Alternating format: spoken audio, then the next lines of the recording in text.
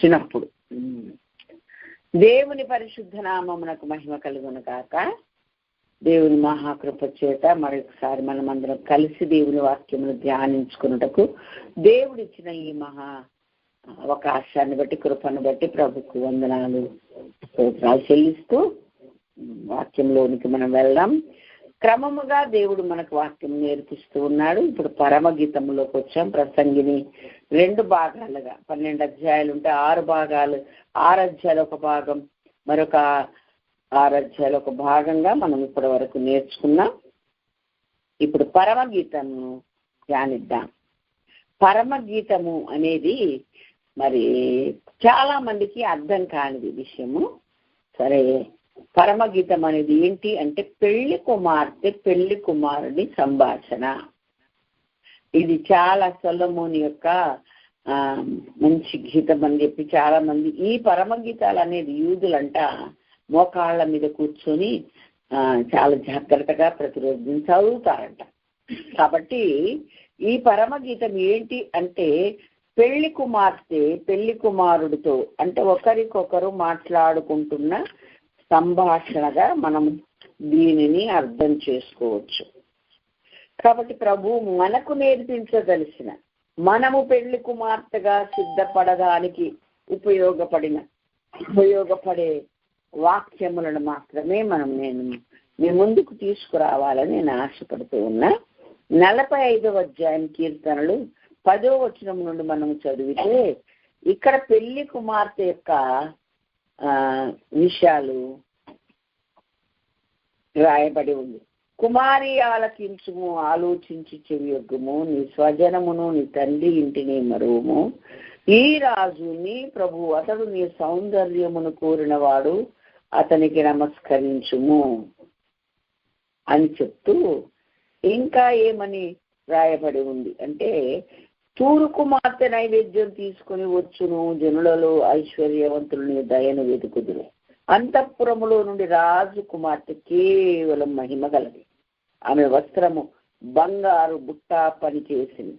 విచిత్రమైన పనిగల వస్త్రములను ధరించుకొని రాజునొద్దకు ఆమె తీసుకుని రాబడుచున్నది. ఆమెను వెంబడించు ఆమె చెలికత్తెలైన కన్యకలు నీ యొద్దకు తీసుకుని రాబడుచున్నారు అని చెప్పి మరి ఉత్సాహ సంతోషములతో వారు వచ్చుచున్నారు, రాజనగరులలో ప్రవేశించుచున్నారు అని పెళ్లి కుమార్తె ఆమెను వెంబడిస్తున్నటువంటి చెలికత్తలు అనుచరులను గూర్చి 45వ మరి దావీదు కీర్తనలో మరి ప్రేమను గూర్చిన గీతం అని ఇక్కడ రాశారు. కొరహు కుమారులు రచించారు. ప్రేమను గూర్చిన గీతం. అది పెళ్లి కుమార్తెకు పెళ్లి కుమారుడికి ఉన్నటువంటి అనుబంధం, ప్రేమ, సంభాషణ ఇక్కడ రాయబడి ఉంది. 10 నుండి 15 వచనాలు మనం చదువుకున్నాం. పెళ్లి కుమారుడు గురించి దేవుడు ఏమంటాడు? దేవాని సింహాసనం నిరంతరము నిలుచును, నిరాజదండము న్యాయార్థమైన దండము. నీవు నీతిని ప్రేమించి భక్తిహీనతను ద్వేషిస్తున్నావు, కావున దేవుడు నీ దేవుడే నీ చెలికాంత కంటే హెచ్చగునట్లుగా నిన్ను ఆనంద తైలంతో అభిషేకించి ఉన్నాడు. నీ వస్త్రములెల్ల గోపరస వాసనే, అగరు వాసనే, లవంగి పట్ట వాసనే. దంతముతో కట్టిన నగరులలో తంతి వాద్యములు నిన్ను సంతోషపడుతున్నాయి. నీ దైనందిన స్త్రీలలో రాజుల కుమార్తెలున్నారు. రాణి ఓఫిరు అపరంజితో అలంకరించుకుని నీ కుడి పార్శ్వమున నిలుచుచున్నది. ఆ పెళ్లి కుమార్తెను గూర్చి రాశారు అక్కడ వర్ణన. అదే మరి 10 నుండి 15 పెళ్లి కుమార్తె ఎలాంటిది, ఆమె ఎలాంటి వస్త్రాలు వేసుకుంది, ఆమె ఎక్కడ నిలబడింది, ఇవన్నీ కూడా రాశారు. ఎప్పుడైనా పెళ్లి కుమార్తె అతని కుడివైపున నిలబడుతుంది అన్నది ఎడమ వైపున నిలబడతారు ఇక్కడ. అయితే ఆయన ప్రక్కన నిలబడి ఆయనకు సమజోడిగా ఉండాలి. ఎందుకంటే 7 జోడు కుదిరిందా అని అడుగుతారు. కుదిరిందండి అని చూసిన వాళ్ళు చెప్తారు. అంటే మనం గ్రహించాల్సింది ఏంటంటే ఇక్కడ ప్రభు ఎన్నోసార్లు పత్రికల్లో పదే పదే హెచ్చరించి చెప్పింది ఏంటంటే ఆదామును చేసినప్పుడు కూడా హవ్వను సాటి అయిన సహాయంగా ఒక స్త్రీని చేయుదును అనుకొని చేశాడు కదా. అంటే సాటి అయిన అంటే సమ ఉజ్జు కలిగిన, సమానమైన, సహాయకారిగా భాగస్వామిగా ఆమె ఉండాలి అన్నది కదా దైవ సంకల్పం. అది ఇవన్నీ కూడా ఆయన పరలోక సంబంధమైన ఆ వివాహం దృష్టిలో పెట్టుకునే ప్రతి మాట మాట్లాడినట్లుగా మనము అర్థం చేసుకోవాల్సిన అవసరం ఉంది. కాబట్టి ఈ పరమగీతం అంతా కూడా పెళ్లి కుమార్తె పెళ్లి కుమారుని సంభాషణగా, ఒక వధువు సంఘము వరుడితో ఏం మాట్లాడుతుంది, వరుడు వధువుతో ఏం మాట్లాడుతున్నారు, ఈ సంభాషణ, ఈ కాంక్ష, ఈ ఆశలే అని పర సంబంధమైనవి తప్ప ఇది మరొక విధంగా అర్థం చేసుకోకూడదు. అలా ఆ ఆలోచనలతో చదువుకోకూడదు, తప్పు, పవిత్రమైనది అని చెప్పి చక్కగా మనం గ్రహించాల్సింది. ఇక్కడ 3వ వచనంలో మరి నీ పేరు పోయబడిన పరిమళ తైలంతో సమానము అని, కన్యకలు నిన్ను ప్రేమించుదురు అని ప్రారంభంలోనే చెప్తుంది. కన్యకలు అంటే పరిశుద్ధులు, బుద్ధి లేని కన్యకలు, బుద్ధి కలిగిన కన్యకలని మత్తయి సువార్తలో మనకు వివరణ చెప్పి, కన్యక అంటే పరిశుద్ధురాలు, పెళ్లి కుమారుని కొరకు ఎదురు చూచేవాళ్ళు, పెళ్లి కుమారుడు ఎప్పుడు వస్తాడని ఆశతో అపేక్షించేవాళ్ళు, ఆయన కొరకే సిద్ధపరచబడి ఆయన ఇష్టము చొప్పున కావలసిన వస్త్ర అలంకరణ ధరించుకొని కోరుకున్నదే వేసుకొని ఎదురు చూస్తుండే వాళ్ళనే పెళ్లి కుమార్తె సంఘము కన్యక అంటారు. కన్యక అంటే పరిశుద్ధురాలు అని అర్థం. పరిశుద్ధులు ప్రభువును ప్రేమిస్తారు. ఇక్కడ కన్యక ఏమంటుంది అని అంటే, నన్ను ఆకర్షించుము, మేము నీ యొద్దకు పరిగెత్తి వచ్చేదము. నన్ను ఆకర్షించుము, మేము నీ యొద్దకు పరిగెత్తుకొని వచ్చాము. చాలా మంది తింగురంగం అంటే ఒక్కరే వస్తారు గుడికి, కుటుంబాన్ని తీసుకురారు, ఇరుగు పొరుగును తీసుకురారు, ఎవ్వరు రారు. నిజంగా నీవు రక్షించబడితే, నీకు రక్షించబడిన నీకు ఇంకొకరిని రక్షించాలన్న తాపత్రయము, ఆలోచన, ఆశ ఉంటే దేవుని సన్నిధికి వెళ్ళిన, దేవుని రాజ్యానికి వెళ్ళిన, మరి మా ఊరోళ్ళందరూ ఏ ఊర్లోనే ఉన్నారు కదండి, నేను ఫలాని రాష్ట్రంలో ఉండేదాన్ని ఈ రాష్ట్రానికి వచ్చాను కదండి, ఓకే. దేవుని రాజ్యానికి వెళ్ళేటప్పుడు ఒంటరిగా వెళ్లకుండా కొన్ని ఆత్మలతో, కొంతమందితో వెళ్ళేలాగా నువ్వు ప్రయాసపడాలి. అంతే దేవుడు చెప్తాడు. అక్కడ వాక్యం చెప్తుంది, నన్ను ఆకర్షించము, మేము నీ యొద్దకు పరిగెత్తుకుని వచ్చాం. ఆకర్షించేది నిన్నే. చాలా మంది, అమ్మా నేను ఒక్కదాన్నే మా ఇంట్లో రక్షణ పొందానమ్మా, మరి ఇంకెవరు రక్షణ పొందలేదు, చాలు కదా అంట. నేను అదేంటమ్మా మా ఊళ్ళందరూ రక్షణ పొందాలగా. అవునమ్మా, ఆ పని నువ్వు చేయాలని నేను రక్షించాడు. వెలిగించబడిన కొవ్వొత్తి ఒక్క అగ్గిపుల్ల ఎన్ని దీపాలనైనా వెలిగించగలుగుతుంది. ఒక్క కొవ్వొత్తి ఆరిపోయిన ఎన్ని కొవ్వొత్తులనైనా వెలిగించగలుగుతుంది కదా. మరి నువ్వెందుకు వెలిగించలేవు? అందుకే నిన్ను వెలిగించాడు. యేసయ్య వాళ్ళని రక్షించు అని నువ్వు ప్రార్థన చేస్తున్నావు, మంచిదానివే. కానీ ప్రయత్నం కూడా చేసి ప్రయాసపడి సువార్తను వారి యొద్దకు తీసుకొని వెళ్ళి వాళ్ళందరినీ ప్రభు దగ్గరికి నడిపించాలి. వాళ్ళే రక్షణ పొందుతారు. యేసయ్య నేను ప్రార్థన చేసి రక్షించుకోడా అనే ఒక ఆలోచనలతో కొంతమంది ఉంటారు. అయితే అలా ఉన్నప్పుడు వీధి సువార్త ప్రకటించక్కర్లేదు, గ్రామ గ్రామాలు వెళ్ళి సువార్త ప్రకటించక్కర్లే. దేవుడు ఏమన్నాడు? అలా ప్రార్థన చేయలేడు. ఆయన మనకంటే ఎక్కువ ప్రార్థన చేశాడు. పెందల కడలేసి ప్రార్థన చేశాడు. వెంటనే ఆయన ఏమంటాడు? మార్కు సువార్త 1వ అధ్యాయం 35 నుంచి 37, 38 చదివితే, నడవండి, ఎదుటనున్న గ్రామములకు వెళ్ళి మనము సువార్త ప్రకటించుదాము, ఇందు నిమిత్తమే కదా నేను వచ్చాను అంటాడు. దేవునికి మహిమ కలిగిందాక. మార్కు సువార్త 1వ అధ్యాయం 35వ వచనములో ఆయన పెందల కడ లేచి ప్రార్థన చేశాడట. తర్వాత 38వ వచనంలో ఆయన అంటాడు, ఇతర సమీప గ్రామంలో నేను ప్రకటించినట్లు వెళ్ళుదము రండి, ఇందు నిమిత్తమే కదా నేను బయలుదేరి వచ్చింది. ఆయన బయలుదేరి వచ్చింది ఇందు నిమిత్తమే, తండ్రి పంపింది అందు నిమిత్తమే, నీవు నేను ఉన్నది కూడా అందు నిమిత్తమే. అమ్మయ్య నేను రక్షణ పొందానమ్మా, అలాగే నా ఇంట్లో వాళ్ళు రక్షణ పొందారమ్మా, ఇంకా చాలని సరిపెట్టుకోవద్దని ఈ పూట పెండ్లి కుమార్తె సంఘంగా సిద్ధపడబోతున్న మనందరితో ప్రభు చెప్పాడు. దేవుడు నిన్నాకర్షిస్తాడు. నీవు అనేకులతో పరిగెత్తి ఆయన దగ్గరికి వెళ్ళాలి. ఆలస్యం కూడా కాదు, మేము పరిగెత్తి వచ్చేదము అంటుంది. దేవునికి స్తోత్రం, హల్లెలూయా. కాబట్టి వాక్యం ఏం చెప్తుందో జాగ్రత్తగా అర్థం చేసుకోవాలి, వాక్యాన్ని గ్రహించాలి, వాక్యానుసారంగా మనము జీవించాలి. మరొక మాట ఇక్కడ ఏమంటుంది, నేను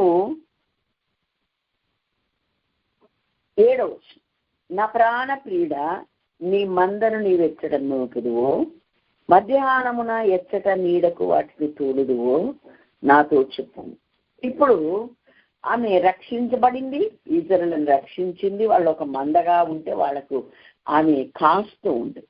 కాస్తూ ఏమంటది, నీకొక మంద ఉంది, ఆ మందను నువ్వు ఎక్కడ తోలుతావో, ఎక్కడ మేపుతావో, మధ్యాహ్నమున నీడకు ఎక్కడ తీసుకెళ్తావు నాతో చెప్తే నేను అక్కడికి వస్తా. ఇక్కడి చాటుకు వేరే వారి దగ్గర నేనెందుకు ఉండాలి అని ఆ వధువు సంఘం అడిగింది.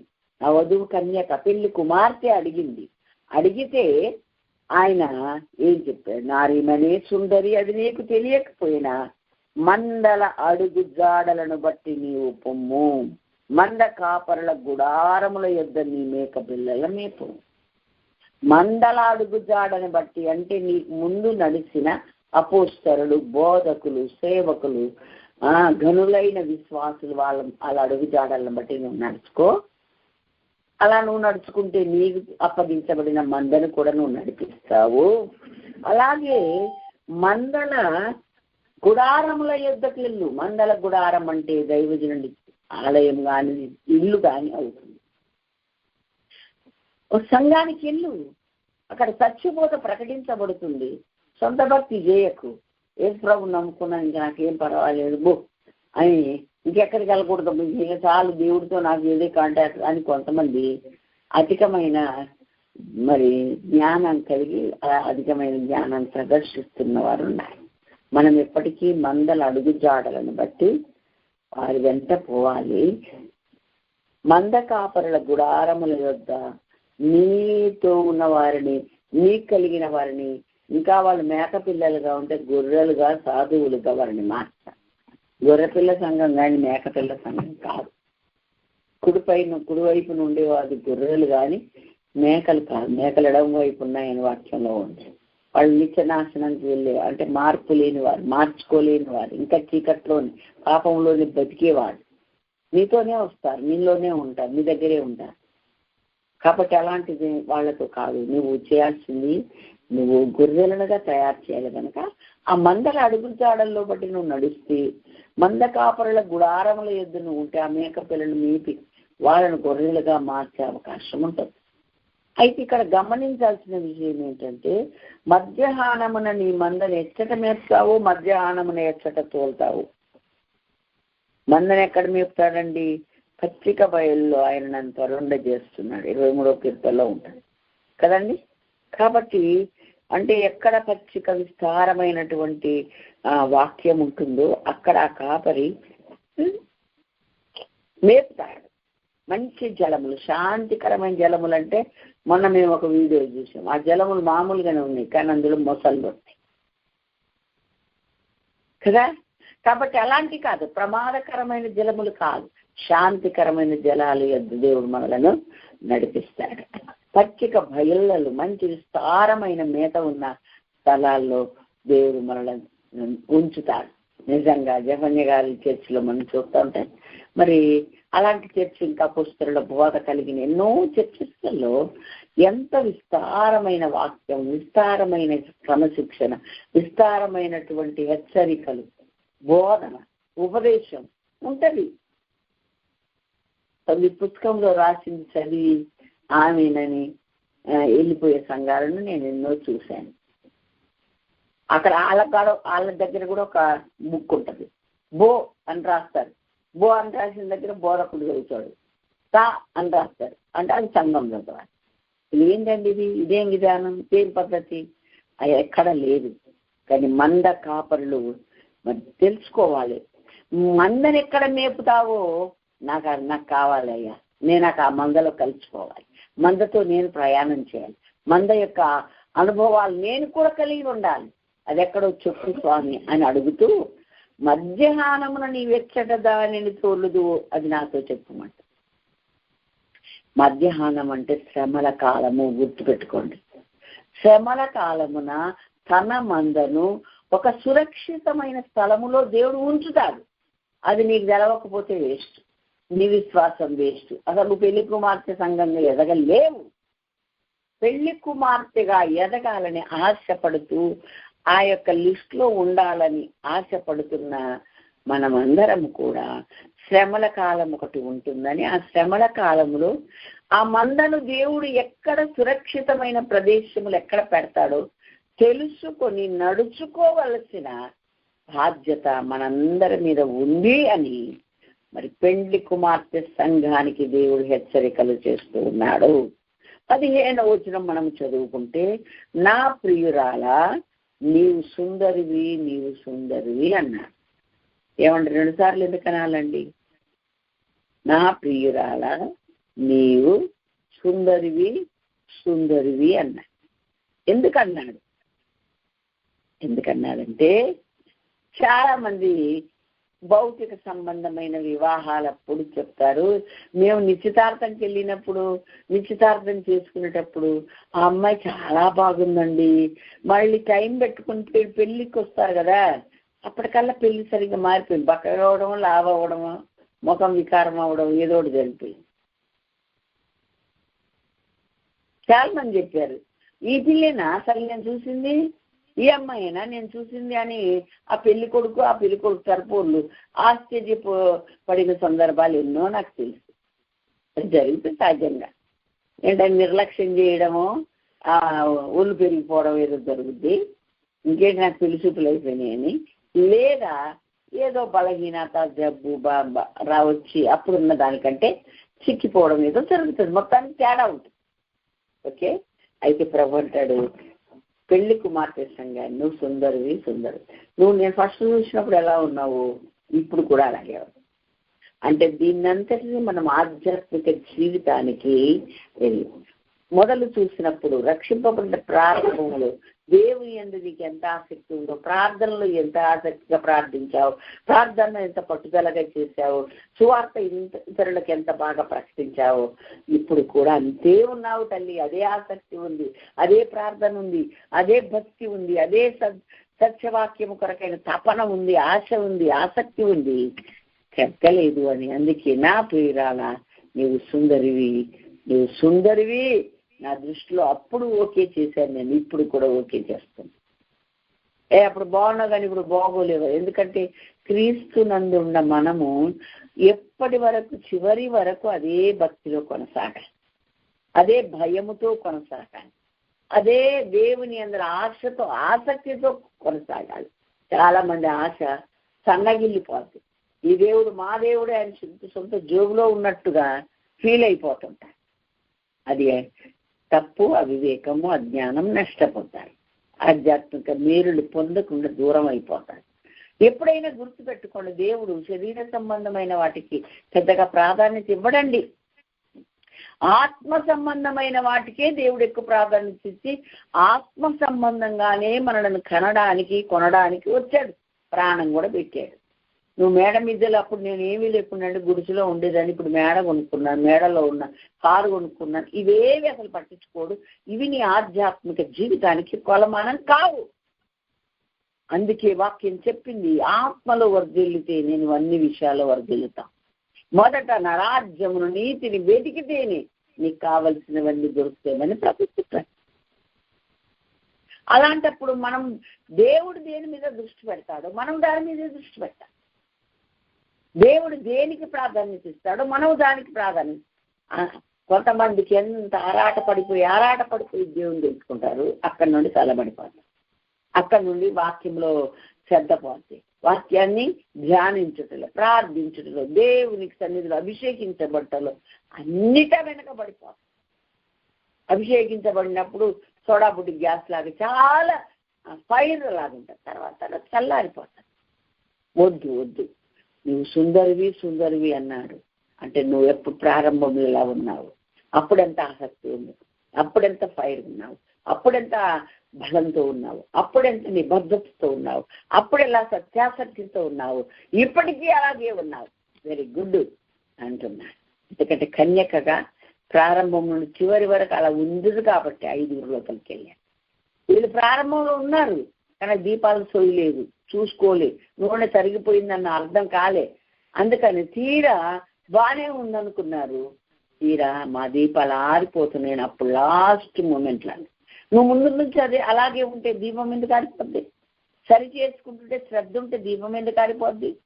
అసలు దీపాలు ఆరిపోకూడదు, శాపం అది. ఆమె దీపము రాత్రి వేళ ఆరిపోతుంది బైబిల్ చెప్తుంది. బైబిల్ చదువుకుంటే సరిపోదండి. ఎలాంటి గాలి హోరు వానలో కొన్ని దీపం వెలుగుతూనే ఉండాలి. దేవునికి మహిమ కలుగుతుంది. హల్లెలూయా. ఒక నిబద్ధత ఉండాలి, ఒక నిష్ఠ ఉండాలి, ఒక రోషం ఉండాలి.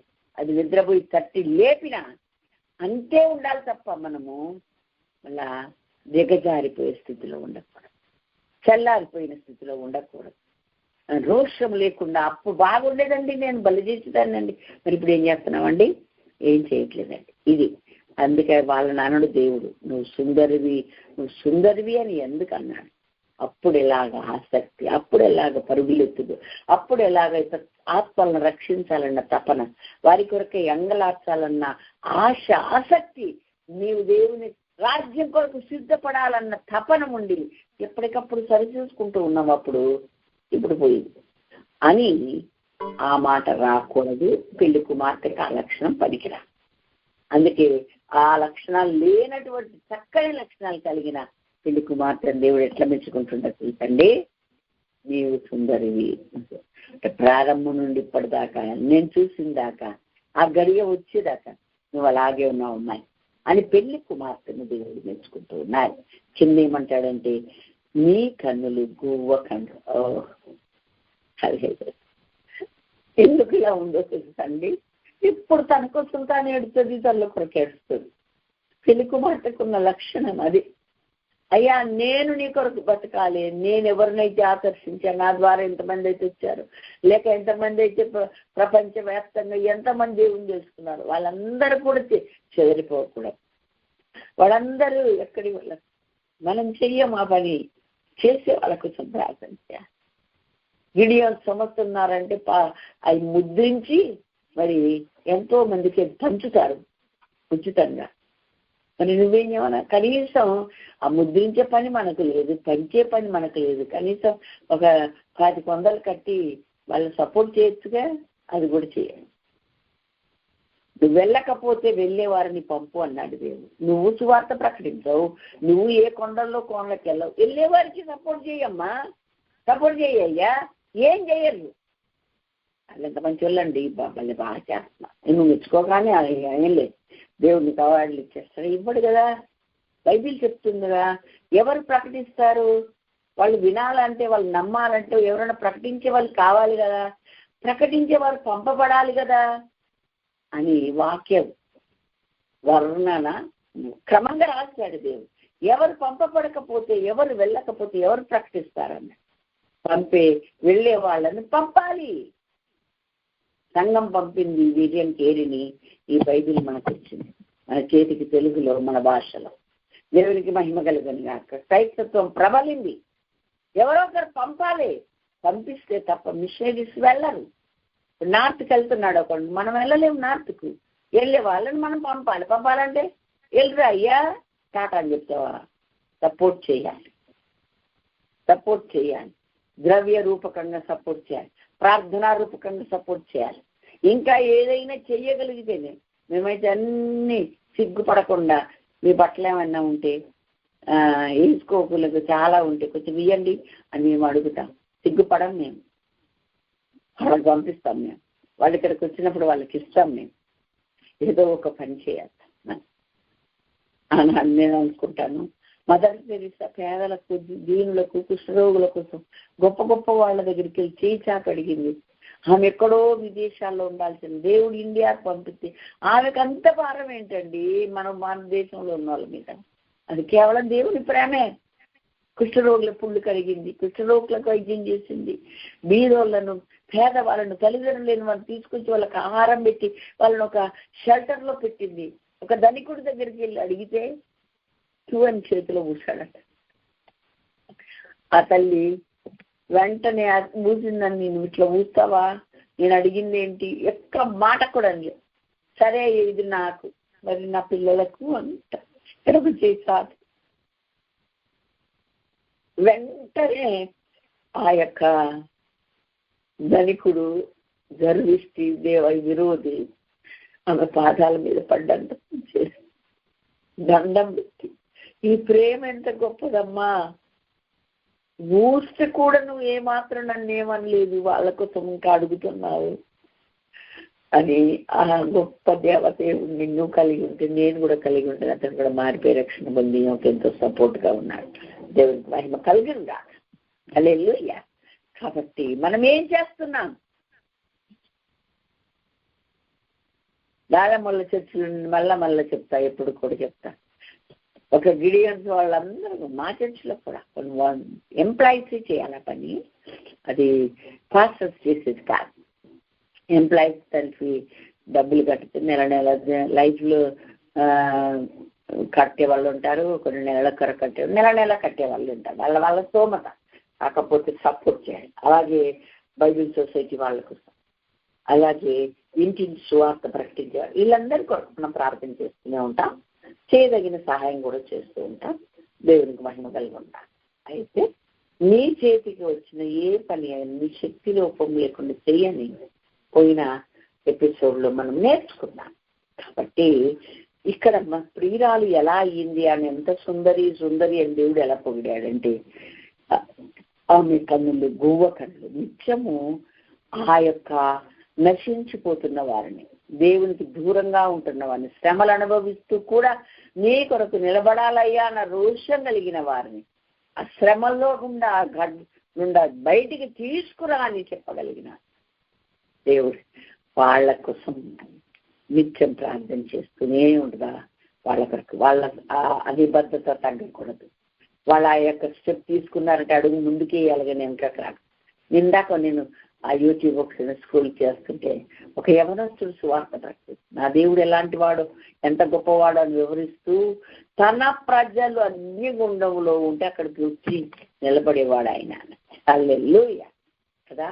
వాక్యం క్షుణ్ణంగా తెలియాలి, వాక్యాన్ని బోధించగలిగిన సామర్థ్యం కావాలి, ఇతరులను హెచ్చరించాలి, వాళ్ళ కోసం కన్నీటి ప్రార్థన చేయాలి. నేనంటాను, వాక్యం నువ్వు విత్తామనుకో ఎవరి హృదయంలోనన్నా, మరి వాక్యం నేలలు ముందు దున్నాలి. ఆ బీడు భూమిని దున్నిన తర్వాత విత్తనం విత్తాలి. ఎవరు విత్తుతారట, ఎవరు దున్తారట? యూదానే దున్తాడట. దేవుడి మహిమ కలిగిన గాక. విత్తనం విత్తాక ఇది వరకు ఎన్నడూ దున్నని బీడు భూములను దున్నండి అని వాక్యం చెప్తుంది. ఆ దున్నిన తర్వాత ఏం చేయాలా? విత్తనం దేవుని వాక్యం అని విత్తనం వాళ్ళ హృదయాల్లో వేయాలి. ముళ్ళ తుప్పలు, గంచ పొదలు ఉంటే వాటిని పెరిగి వేయకుండా మనము వేయకూడదు విత్తనాలు. సరే, ఇప్పుడు నువ్వు విత్తనం వేసిన తర్వాత నువ్వు చేసేదేంటి? నెక్స్ట్ నీళ్ళు పోయాలి. అవి కన్నీటి ప్రార్థన. దేవునికి మహిమ కలగను కానీ. హల్లెలూయా. అలాగా ఆ కన్యక వధువు సంఘానికి ఉన్న లక్షణం చెప్తున్నాడు. ప్రారంభం నుండి చివరి వరకు ఎప్పుడు కూడా సుందరిగానే ఉంటుంది. నశించిపోతున్న వారికి కొరకు నిత్యం ప్రార్థన చేస్తుంటూ ఉంటుంది.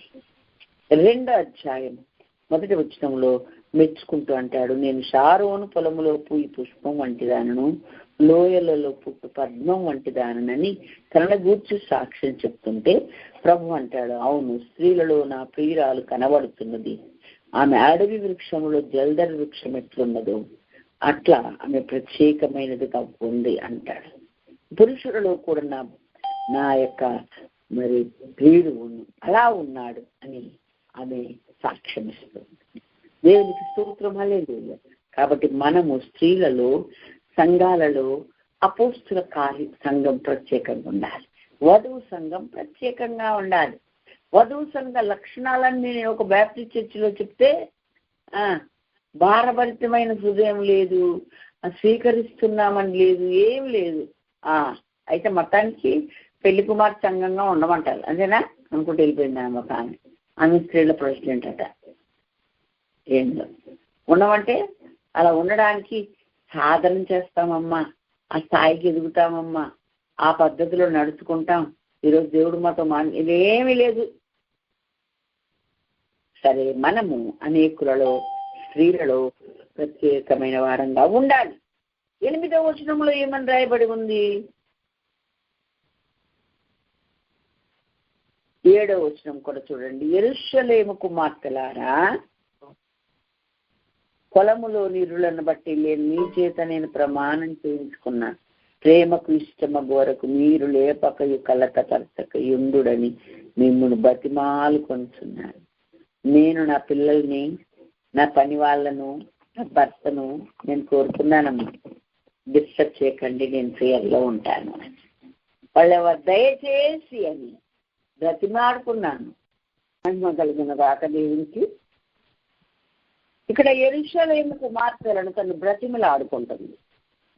అయ్యా అమ్మా, నన్ను కొంచెం డిస్టర్బ్ చేయకండి, కలతపరచకండి, నేను గంటలు ఆయన పాదాల దగ్గర గడపాలని పరవశురాలని ప్రార్థించాలని నేను అనుకుంటున్నాను అని అడుగుతాను. నా అనుభవం కూడా అది. ఇంట్లో వాళ్ళను పని వాళ్ళని అందరిని అడిగిన ప్రార్థనలో ఉంటాను, నాకు డిస్టర్బ్ చేయకండి అని. అది కొన్ని సంవత్సరాలు ఆయన పాదాల దగ్గర కడిపి కృపను దేవుడిచ్చాడు. అయితే ఇక్కడ ఇంకొక మాట, ఆలకించుడి నా ప్రియుని స్వరం వినబడుతుంది, అతడు వచ్చుచున్నాడు అంటుంది. అంటే యెరూషలేము కుమార్తెల మధ్యలోనే, చెలికత్తెల మధ్యలోనే, అక్కడే ఉంటున్న వీళ్ళెవరికి వినపడని దేవుని స్వరము ఆమెకు మాత్రమే వినపడదు. అంటే ఎవరు దేవుని రాకడ కొరకు సిద్ధపడతారో, కన్యకలుగా పరిశుద్ధులుగా బ్రతుకుతారో, సిద్ధల్లో నూనెను అలాగే దివిటీలను తయారు చేసుకుని ఉంటారో, ఎవరు పవిత్రురాలుగా దేవుని పాదాల దగ్గర గడుపుటకు ఇష్టపడతారో వారందరూ కూడా మరి పెళ్లి కుమార్తె సంఘమే అని. ఆ సంఘము ఏమవుతుంది అనంటే ఎంత మందిలో ఉన్నా ఆయన స్వరం వినగలుగుతారు. ఆయన స్వరం వినగలుగుతారా? ఆమె చెప్తుంది, ఆలకించుడి నా ప్రియుని స్వరము నాకు వినబడుతుంది, మీరు ఆయన దిగువతను వచ్చుచున్నారు, అనేకమైన ఆటంకాలను, కొండలను, గుట్టలను దాటుతూ ఆయన వస్తున్నాడు అని చెప్తారు. దేవుని స్తోత్రం, హల్లెలూయా.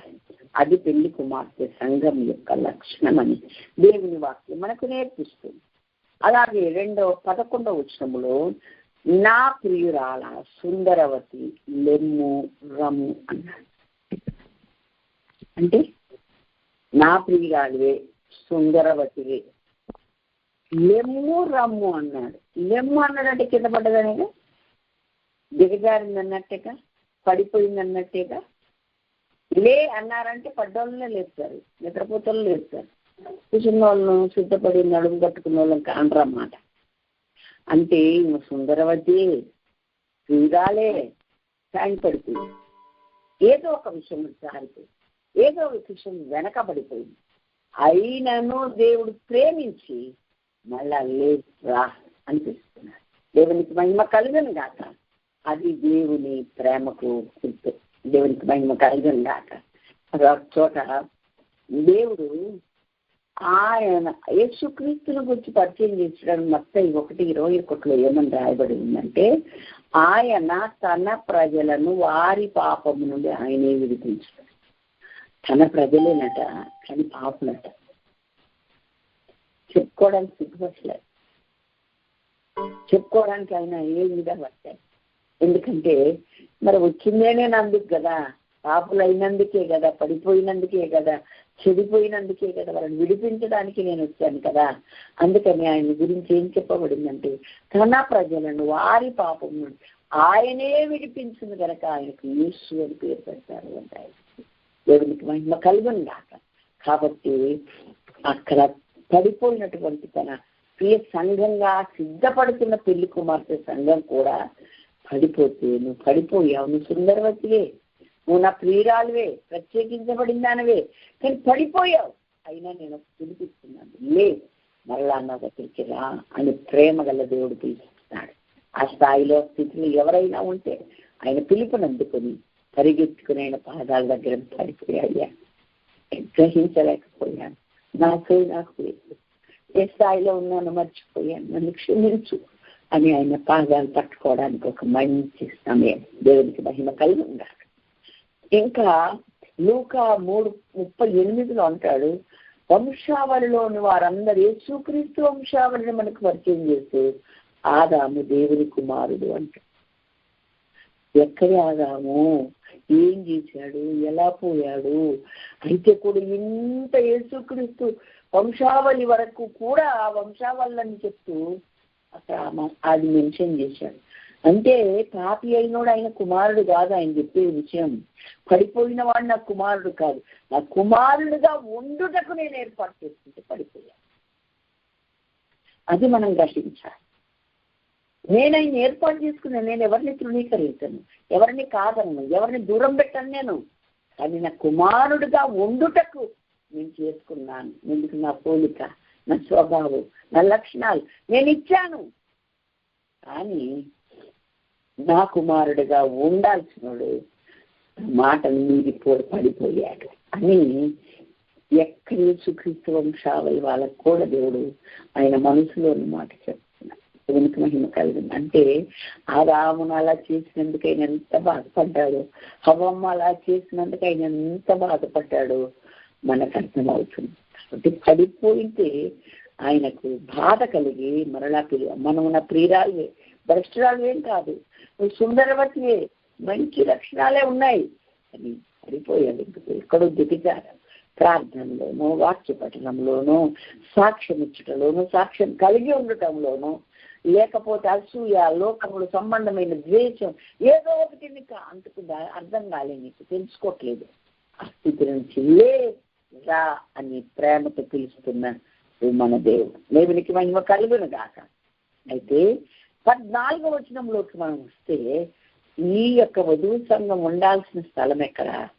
బండ కందులలో ఎగురు నా పావురమా, పేటు బీటలను ఆశ్రయించు నా పావురమా, నీ స్వరము మధురము, నీ ముఖము మనోహరము, నీ ముఖము నాకు కనబడనిమ్ము, నీ స్వరము నాకు వినబడనిమ్ము అని సంఘానికి దేవుడు ప్రేమతో చెప్తున్నాడు. ఏమని? నువ్వు ఉండాల్సింది, నువ్వు ఎగరాల్సింది ఎక్కడంటే బండ సందుల్లో. నువ్వు అలాగే చేస్తున్నావు. గుడ్. బండ సందులలో ఎగరవలసిన పావురమా అని, ఎగురుచున్న పావురమా అని పిలిచాడు. దేవునికి మహిమ కలుగునగా. బండ సందులు అంటే బండ ప్రభని యేసుక్రీస్తుని, సందులు అంటే బద్దలైన సందులే ఆయన గాయాలని మనకు తెలుసు. అంటే ఆయన చుట్టూ, ఆయన గాయాల చుట్టూ, సిలువ చుట్టే మన ప్రాణం అంతా తిరుగుతుందన్నమాట. ఎగిరేది అక్కడే. ఎక్కడ? సందుల్లో ఎలా ఎగురుతుందండి? ఆవరమే. ఎగరగలిగిన ఆ స్థాయికి ఎదుగుతున్నామా? అదే ఎక్కడ ఎగురుతుంది? ఎక్కడ ఎగురుతుంది? స్వేచ్ఛగా లోకములో, తోటల్లో విహారం చేయట్లే, బండ సందుల్లోనే. దేవుడి స్తోత్రం, హల్లెలూయా. పెంచుకున్న పావురం ఎప్పుడు మనం వదిలిపెట్ట చుట్టే తిరుగుతుంది కదా. కనుక ప్రియురాలు, ప్రియ సంఘం, వధువు సంఘం కూడా అలాగే ఉంది అని ప్రభు సంతోషంతో మెచ్చుకుంటూ ఉన్నాడు. పేటు బీటలను ఆశ్రయించు నా పావురమా, నీ స్వరము. పేటు బీటలు అంటే ఉన్నత శిఖరం. ఒక పక్షిరాజు గూడు ఎవరికి అందనంత ఎత్తైన స్థలంలో ఉంటుంది. మన ఆధ్యాత్మిక ఎదుగుదల కూడా అంత స్థాయిలో ఉండాలి. ఆలోచనలు ఉన్నతమైనగా ఉండాలి. మన యొక్క బ్రతుకు ఉన్నతమైన ఆ స్థానంలోకి ఎదగాలి. నిన్నటి దినని వేరొకరికి శనివారం వాక్యాన్ని చెప్పేటప్పుడు ఫస్ట్ మన ముందు ఒక నిచ్చెన వేయబడింది.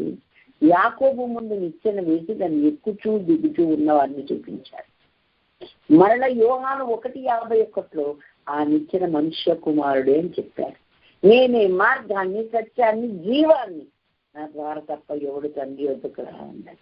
అప్పుడు యాకోబు కదా అర్థం కాలేదు. ఏంటి ప్రభా నిత్యం తెచ్చావు, ఆ ఎక్కుతూ దిగుతున్నది ఏం సంగతి, నువ్వు అక్కడుండి మాట్లాడేటి? ఏం అడగలే, మొద్దు బుర్ర.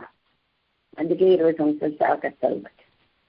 దర్శనం వచ్చినా, స్వప్నం వచ్చినా, దేవుడు ఏదన్నా మాట ద్వారా మాట్లాడి దాని మీద పొదగాలి, దాన్ని ఆలోచించాలి, దాని గురించి పెద్దలను, దేవుణ్ణి, పరిశుద్ధాత్మను అడిగి తెలుసుకోవాలి మనం.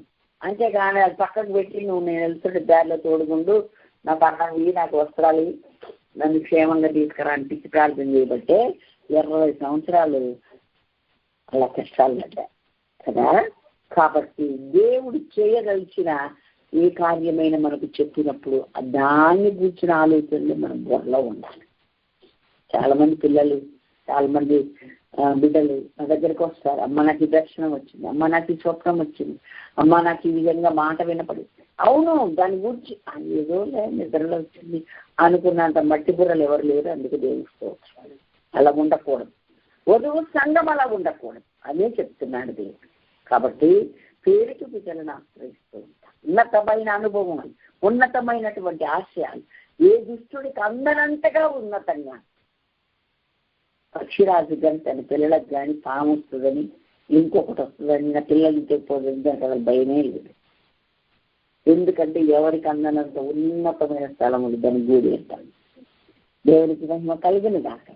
ఒకవేళ వాటికి ఎగరం నేర్చి అదే నేర్పిస్తుంది, ఇంకొక ద్వారం రాదు. ఏసై కూడా మన గుడారం రేపి ఎగరడం అప్పుడప్పుడు నేర్పుతాడు. ఆయన రకాల చాట్ల భద్రపరుస్తాడు, 5 రకాల నీళ్ళు దాచిపెట్టుకుంటాడు, ఆయన ఆహారంతో తృప్తిపరుస్తాడు. మనం ఇప్పుడంటే ఉన్నతమైన ఆ స్థాయిలో, స్థానంలో ఉన్నప్పుడు దేవునికి స్తోత్రం, హల్లెలూయా. అందుకే నీ ప్రార్థన నాకు వినబడాలని ఆశ, వినబడనిమ్ము, నీ ముఖము నాకు కనబడనిమ్ము అన్నాం కదండి. నీ ముఖము మనోహరం అని చక్క పాట పాడుతున్నాం కదా మనం. ఆయన కూడా అదే అంటున్నాడు, నీ ముఖం చాలా అందంగా ఉంది. ఎలాగా? దైవజనుడు ఒక గొప్ప భక్తి చెప్పక నేను ఎన్ని పూసుకున్నా అందంగా ఉండదు, కానీ నీళ్లతో కడగబడిన ముఖం చాలా అందంగా అవుతుంది. ఆయన దృష్టికి ఎప్పుడు చూసినా ఎడుతుంది, ఎక్కడ ముద్ర అని లోకం అనుకుంటారు. కానీ ప్రార్థించిన ప్రతిసారి కన్నీటితో కాదు, ముందు చదువుకుని ఆమె కళ్ళు దువ్వకండి. హల్లెలూయా. ఎప్పుడు నీటితో నింపబడి ఉంటాయి, ఎప్పుడు నీటితో నింపబడి అనేకుల కొరకు నిత్యక నీటితో ప్రార్థించే అనుభవం మీకు ఉదయంగా అనుభవం. ఒకవేళ పడిపోయినా, దేవుడు ప్రేమించి జారిపోయినా అంటే పూర్తి పాపములు పడ్డం కాదు, కొంచెం బలహీనత, సోమరితనం, నిద్రమ, లేక మరొకటి కొంచెం అలసత్వం వస్తే కూడా దేవుడు లే అమ్మారా అని మరలా పిలుస్తూ ఏమంటూ ఉన్నాడు, నువ్వు బండ సందుల్లో ఎగరాలి, పేటు బీటలను ఆశ్రయించాలి. అలా ఆ సందుల్లో ఇరుకే, విశాలత లేదు, ఏసయ్య మార్గమే ఇరుకు. ఇంకా బాధపడాల్సిన అవసరం ఏమీ లేదు, మనం ఉండాల్సింది, ఎగరాల్సింది అక్కడే, మహిమ కలిగినగా. అలాగే అంటాడు, నీ పేటు బిడ్డలను ఆశ్రయిస్తావు కనుక నీ ముఖము చాలా మనోహరం, నీ స్వరము మధురం, అది నాకు వినపడనిమ్ము, నాకు కనపడనిమ్మ. కొంతమందిని చూడకుండా కన్నులు కప్పుకుంటానని, కొంతమంది ప్రార్థన వినకుండా చెవులు మూసుకుంటానని గ్రంథంలో రాయబడి ఉంది. కానీ వధువు సంఘాన్ని ఏమంటున్నాడు దేవుడు, వినాలనిపిస్తుంది, నిన్ను చూడాలనిపిస్తుంది, నీ ముఖాన్ని నాకు చూపించు, నీ స్వరాలు నాకు వినిపించు అంటే అని. మరొక మన ద్రాక్ష తోటలు పూత పట్టి ఉన్నది అంటే సంఘము ఆయనదైతే వధువు సంఘంతో అంటే మన అని. ఎంత గొప్ప పోలికండి, ఎంత గొప్ప ఆదిత్యతండి కదండి. నా సంఘమని మన పరిచయం చేసి వధువు సంఘంగా సిద్ధపడే సంఘంతో మన అంటున్నాడు. అంటే వధువు సంఘంగా ఏర్పడుతున్న ఒక సంఘానికి బాధ్యత ఏంటో ఏమని తెలుసండి, యేసయ్య సంఘాన్ని మీద ఆ బాధ్యత వహించాల్సిన ఆ యొక్క పెండ్లి కుమార్తె సంఘానికి నాది అన్న బాధ్యత. నువ్వు తయారవ్వడమే కాదు, తయారైతున్న ప్రతి వాడు నీవోడే. ఆ సంఘం ఈ సంఘం కాదు, వాళ్ళ గ్రూప్ ఆ గ్రూప్ కాదు, అందులో ఉన్నోడన్ని మనోడే. కలిగి, ఎందుకంటే ఒక శరీరం, ఒక అవయవాన్ని నాది కాదని దీన్ని అనలేం మనం. ఆ భావన మనలోకి రావాలి. పిల్లలు పెద్ద పుస్తకాలు ఉన్నారండి, అన్న పేరు చెప్పానని ఏమనుకోకండి. వాళ్ళు ఏమంటారు, మేము ఒక్కమే వెళ్తాం. ఎక్కడికి వెళ్తారు మీరు? ఎక్కడ దేవుడు అంటాడు మన ప్రజలున్నారు, మేపే వాళ్ళు ఉన్నారు, వాళ్ళు తోలుకొని రమ్మంటున్నాడు కదా. ఇక్కడ చెప్తున్నాడు దేవుడు, మన ద్రాక్ష తోట ఊట పట్టింది, ద్రాక్ష తోటలను చెరుపు నక్కలను పట్టుకోండి, సహాయము చేసి గుంట నక్కలను పట్టుకోండి అన్నాడు. అంటే వధువు సంఘాన్ని, పెళ్లి కుమార్తె సంఘాన్ని మన అని పోలుస్తూ దేవుడు పూట పట్టి పక్వానికి వస్తున్న సమయంలో నక్కలు జొరబడ్డాయి. ఆ నక్కలు ఏం చేస్తున్నాయి? పూతను పాడు చేసేస్తున్నాయి, తోటను చెరిపేస్తున్నాయి. కాబట్టి ఇదేం చేయాలా? ఆ నక్కలను పట్టుకోవాలి. గుంట నక్కలు కూడా ఉన్నాయి, వాటిని పట్టుకోవడానికి ఎవరో ఒకరు సహాయం కావాలి, కొంచెం సహాయం చేయండి అని ఎవరు అడుగుతున్నారండి? ప్రభువే అడుగుతున్నాడు. ఏమండి, ప్రభుకి మనమే సహాయం చేస్తామండి. నక్కలంటే చెరిపే ఏ అలవాటైనా, ఏ బోధ అయినా, ఏ విధానమైనా మనము వాటిని తీసి పారేయాలి. మరి గుంట నక్కలంటే కనపడవు. అంటే శరీర కార్యాల లిస్టులో పై కనపడే కొన్ని ఉన్నాయి, పై కనపడని కొన్ని ఉన్నాయిగా. గలతీ పత్రిక 5వ అధ్యాయం మరి 19 నుండి 21 వరకు మీరు చదివితే దగ్గర దగ్గర 15 ఉంటాయి. ఇక్కడ 15లో పై కనపడే ఉన్నాయి. వ్యభిచారము, విగ్రహారాధన, ఇంకొకటి పై కనపడే. ద్వేషం, అసూయ, మతతలు, భేదాలు పై కనపడవు. ఇవి అవి ఒకే లిస్టులో రాశారు, గుర్తుపెట్టుకోవాలి జాగ్రత్తగా. అవి పెద్ద పాపాలు, ఇవి చిన్న పాపాలు అండి. దేవుడు అన్ని పాపాలు ఒకటే, దేవుడికి మహిమ కలిగిన. కాబట్టి దేవుడు మనల్ని జ్ఞాపకం చేస్తున్నాడు ఏంటంటే గుంట నక్కలు కూడా, అంటే కనబడే పాపాలు, కనపడే పొరపాట్లు, కనపడే చేతులు. నీ ద్రాక్ష తోట అనగా నీవే ద్రాక్ష తోట, నీవే పెళ్లి కుమార్తె సంఘం ఎదుగుతుండగా నాశనం చేస్తా. అంటే నిన్ను నీ తోటి వారు దయచేసి సహాయం చేసి బట్టి పట్టుకోవాలి. మనం గుంట నక్కలంటే కనపడట్లే, కనపడే వారికి కూడా సహాయం చేయండి అంటున్నాడు. ఎవరికి సాయం చేయాలండి? పరిశుద్ధాత్ముడికి సాయం చేయాలి మనం. మరి మీకు ఎక్కువ చెప్తున్నారేమో అని మీరు అనుకో. పరిశుద్ధాత్ముడికి మనమే సాయం చేస్తామండి. నేనంటాను, డాక్టర్ గారే ఆపరేషన్ చేస్తాడు, మీ సహకారం లేకుండా చేయడు. అర్థమైందా? రెండవది ఒక మొక్కను ఆయన పెరికి పారేయాలని చూస్తే నువ్వు నీళ్ళు పోతున్నావు. ఇంకెట్లా వస్తుంది? ఎలా పేకిస్తాడు ఆయన? నువ్వు నీళ్ళు పోయి మాని పీకేసేయాలి అని నీకు సాయం చేయి. దేవునికి మహిమ కలిగి ఉందా. కావాలంటే పలుగో పార అందించు. ఎందుకంటే అది చెరుపు చేయి మొక్క, దాన్ని తీసేయాలి. అది నీలో ఉండకూడదు. అయ్యా నేను పెరికేస్తుంటే రావట్లేదు, నువ్వు పెరికేయ్యా అని ప్రార్థన చేసావుగా, మళ్ళీ నువ్వు నీళ్ళు పోతున్నావు ఏంటి రోజు? నో. దేవునికి ఇష్టం లేనిది ఏ ఆలోచన అయినా, ఏ చేష్టలైనా, ఏ మనస్సు అయినా, ఏ గుణమైనా కనబడని గుంట నక్కల్లా ఉన్నా సరే పరిశుద్ధాత్మని వడికితే పెరిగి వేస్తాడు. పరిశుద్ధాత్ముడికి నువ్వు అప్పగించుకోవాలి. దేవునికి మహిమ కలుగుందా. హల్లెలూయా. అప్పగించుకొనకుండా ఆయన ఏ పని చేయలేడు. జాగ్రత్తగా దేవుని వాక్యాన్ని మనము గమనించాలి. దేవునికి స్తోత్రం. హల్లెలూయా. కాబట్టి పరిశుద్ధాత్ముడికి అన్ని వేళ ప్రతిసారి నేను ఇదే ఎగ్జాంపుల్ చెప్తా. ఒక ఆపరేషన్ సక్సెస్ అవ్వాలంటే మనల్ని నష్టం చేసి చెడు చేసి బాడీ మొత్తం స్పాయిల్ చేసే పదార్థం ఏదో తీసేయాలంటే డాక్టర్కు సహకరించి ఆ యొక్క ఆపరేషన్ థియేటర్లోకి వెళ్ళాలి. ఆపరేషన్ థియేటర్ మీద అప్పగించుకొని పడుకోవాలి. సలహాలు ఇవ్వకూడదు. అయ్యా ఆ మందు తీసారా, నాకు ఆ ఇంజక్షన్ తీసారా, ముక్కలాట వెళ్ళిపోతాడు కదా. పరిశుద్ధాత్మ పరిపూర్ణంగా అప్పగించుకుంది. ఆ థియేటర్లోకి వెళ్ళినట్టు పూర్తిగా ఆయన చేతికి మనల్ని మనం అప్పగించుకుంటాం. తప్పకుండా ఆయన తన చిత్త ప్రకారం, తన ఇష్ట ప్రకారం మనలో ఉన్నటువంటి చేదునంతా తొలగించేస్తాడు. గుంట నక్కలు మన కనపడని దైవ విరోధమైన, మన ఆధ్యాత్మిక జీవితానికి నష్టమైన ప్రతి స్వభావమును పెరిగిపారు. దేవునికి మహిమ కలిగిన. హల్లెలూయా. ఇంకొక మాట ఇక్కడ దేవుడు ఏం చెప్తున్నాడు? ఆమె ధైర్యంగా అలా తయారయ్యాక వధు సంఘం ఏం చెప్తుంది? నా ప్రియుడు నా వాడు, నేను అతని దాని.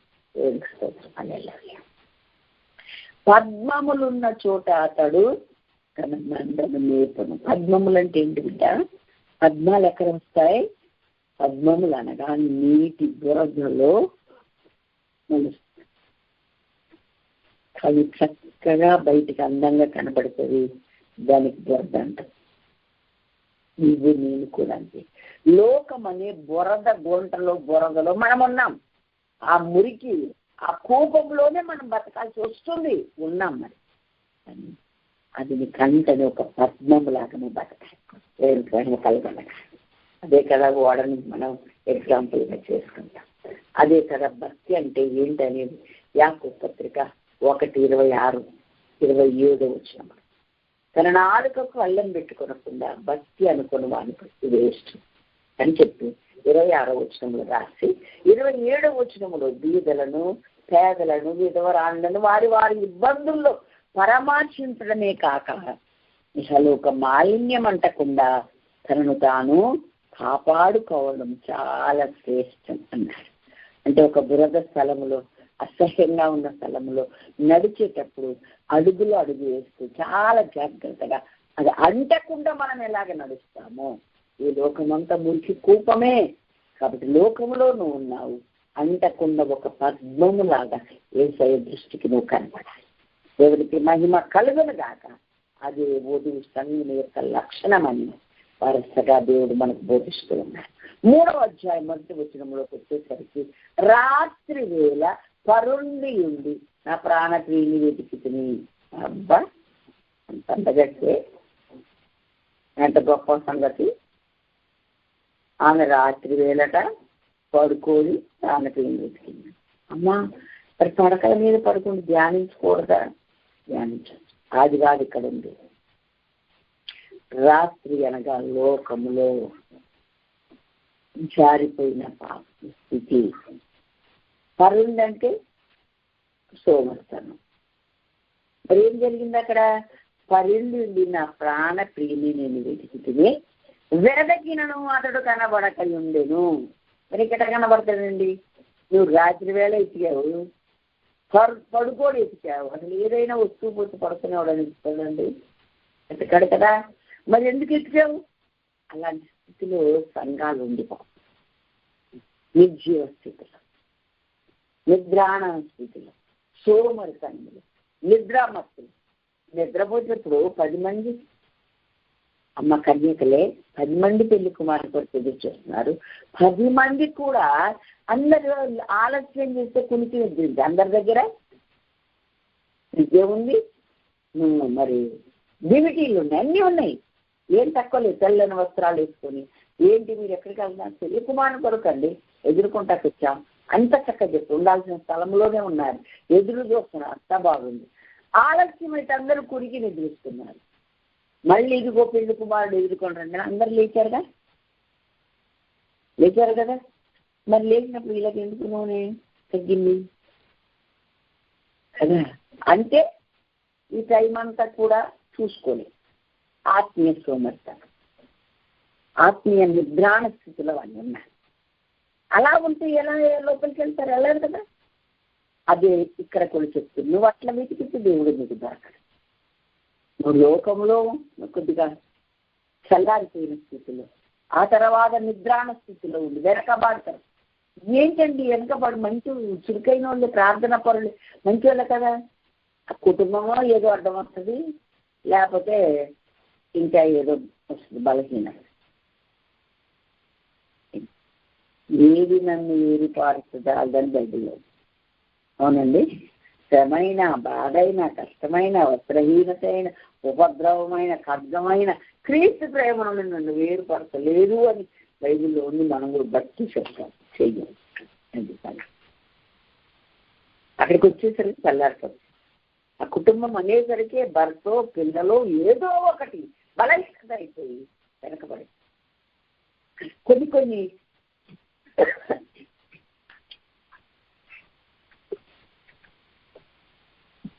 ఆధ్యాత్మిక స్థాయి ఎదగకుండా కొన్ని స్థితి అడ్డొస్తుంది మనకు కదా.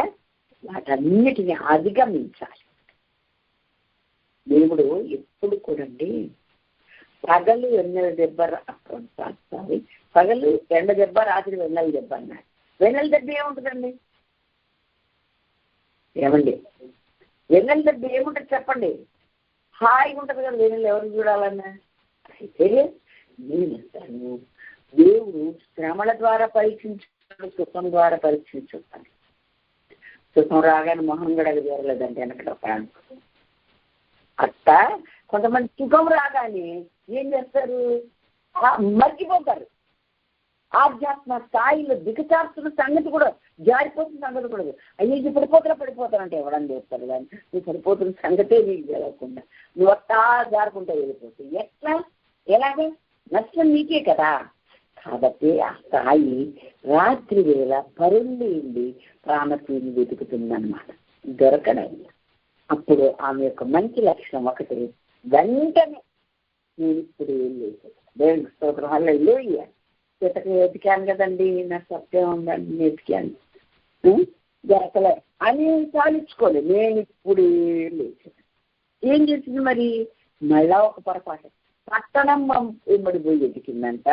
సంత వీధుల్లోనూ రాజవీధుల్లోనూ తిరిగితే అక్కడ ఎతికి దొరుకుతాడండి, దొరకలే.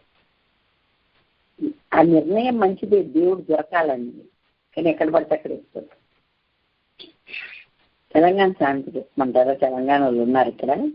పెసర్ చేలో పోగొట్టుకొని పప్పట్టుకలు ఎత్తుకొద్దు అంటారు. పెసర్ చేలో పోగొట్టుకున్నది వస్తువు పప్పు డేక్షలో, పప్పు అది ఉండేదాన్ని ఏమంటారు పాత్రలో వెతకొద్దు. అన్ని ఎక్కడ దొరుకుద్ది? తిప్పాను కదా, నువ్వు పెసర్ చేలో పోయినంత మాత్రాన్ని పోయింది అక్కడ. ఆ పప్పు తెచ్చి వండుతుంది, రెండులో దిగుతుందని.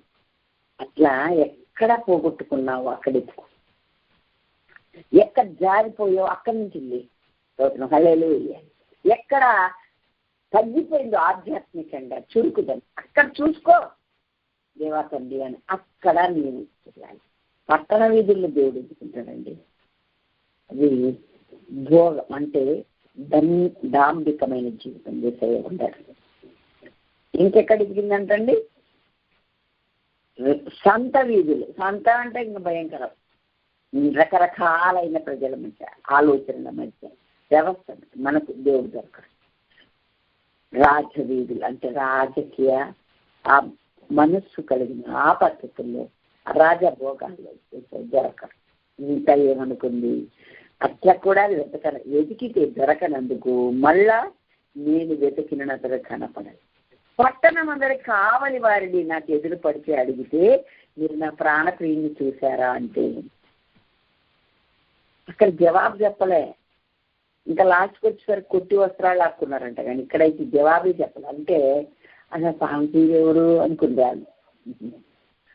నా ప్రాణప్రియుడా, నా ప్రభువా అని మనం సంబోధించి, మనం ప్రార్థన చేసి, మనం చేస్తే చాలా మందికి అదేంటి ఎలా పెడుతుంది దేవుణ్ణి, దేవుడు కదా అయినా నా ప్రాణప్రియుడాన్ని పిలుస్తుందేంటి ఇవిడే, పిక్చర్ కింద ఇస్తారమ్మకు అనుకుంటారు. ఆ స్థాయికి వాళ్ళు రాలి, ఆ స్థాయికి వాళ్ళు ఎదగలేదు. కాపరలే పట్టణం మంది సంచరిస్తున్నారు. అంటే పట్టణం అంటే డాంబికం, దంభం కలిగిన జీవితం. ఇంకా నాకేం కలగదు, నాకేం అవ్వదు, నేను మంచిగా ఉంటా అన్నదే డంబం అన్నమాట కదండి. శరీరాశ, నేత్రాశ, జీవపు డంబం కలిగించింది కదండి. మీకేం కాదు, మీరేం కావదు, మీరు దేవతల వలె ఉంటారు అంతే కదా. అలా డంబం అనేది సాతానికి సంబంధించి, మనది కాదు. మనది వాస్తవములు బతుకుతాం ఎప్పటికప్పుడు. దేవుని బిడ్డలు వాస్తవములో బతకాలి, వాస్తవాన్ని ఎరగాలి, వాస్తవాన్ని ఒప్పుకోవాలి. నేనేమై ఉన్నాను అది దేవుని దగ్గర ఒప్పుకోవాలి ఎప్పటికప్పుడు. నేను చాలా బాగున్నానయ్యా, నేను మంచి సంగతి ఇచ్చావయ్యా, కంచగల చోట ఇచ్చావయ్యా.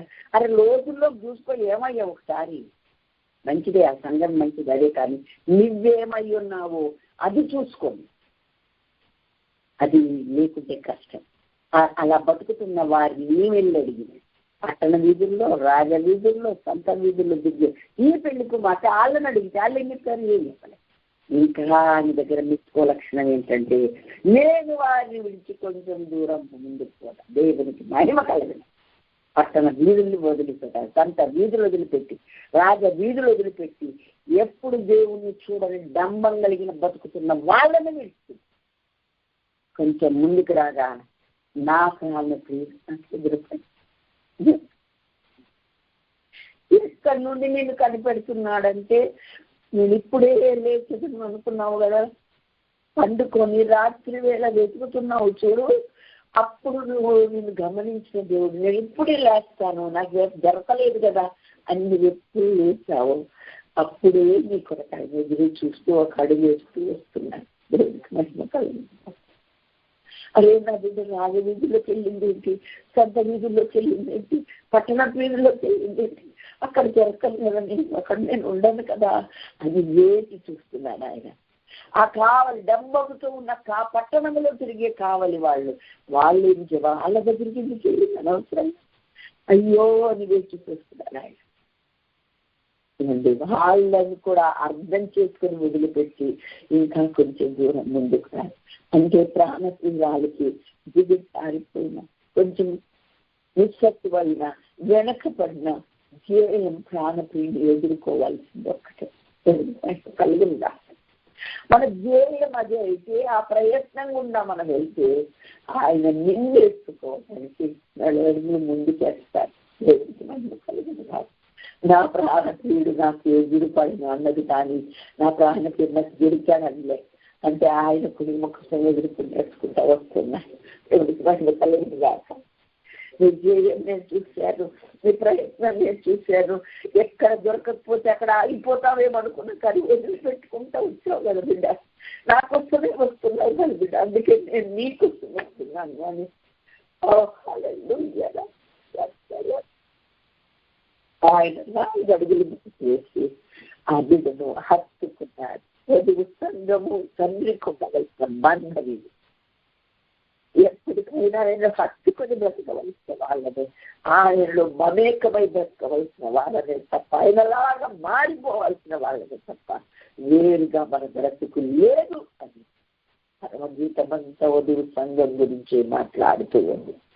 అప్పుడు నా తల్లి ఇంటికి నేను అతన్ని వదిలిపెట్టక నేను అతన్ని పట్టుకోండి. ఆ గడులు ఇప్పుడు ప్రయాణం చూడాల్సిన వాళ్ళనే తప్ప ఎప్పుడిప్పుడు నా ప్రాణప్రియుని కలుసుకోవాలి అని ఎదురు చూడాల్సిన వాళ్ళనే తప్ప లోకంలో పాపంలో మనం ఉండాల్సిన వాళ్ళం కాదు. చల్లారిపోయిన స్థితిలో మనం ఉండాల్సిన వారం కాదు అని దేవుడి వాక్యం మనకు పోలిస్తుంది. దేవుడికి మహిమ కలుగును గాక. మనం అందరము కూడా యేసుక్రీస్తు వరుడుగా త్వరలో రాబోతూ ఉండగా మనము వధువైన సంఘంగా ఆయన్ని ఎదుర్కోవాలని పరమగీత గ్రంథము 3 అధ్యాయాలు కొన్ని విషయాలు దేవుడు మనకు బోధించాడు. ఎక్కడి నుండి ప్రారంభమైంది అంటే, నన్ను ఆకర్షించము మేము నీ యొద్దకు పెరిగేది అంటే రక్షణ నుండి ఆయనను కలుసుకునే గడియ వరకు మనం అనుసరించగలిగాక స్తోత్రం హల్లెలూయా. నువ్వు సుందరివి అని ప్రభు చెప్పాడంటే ప్రారంభంలో నీకున్న ఆసక్తి ఎన్నా కొద్ది పెరగాలి, అలాగే ఉండాలి, కానీ దిగజారకూడదు.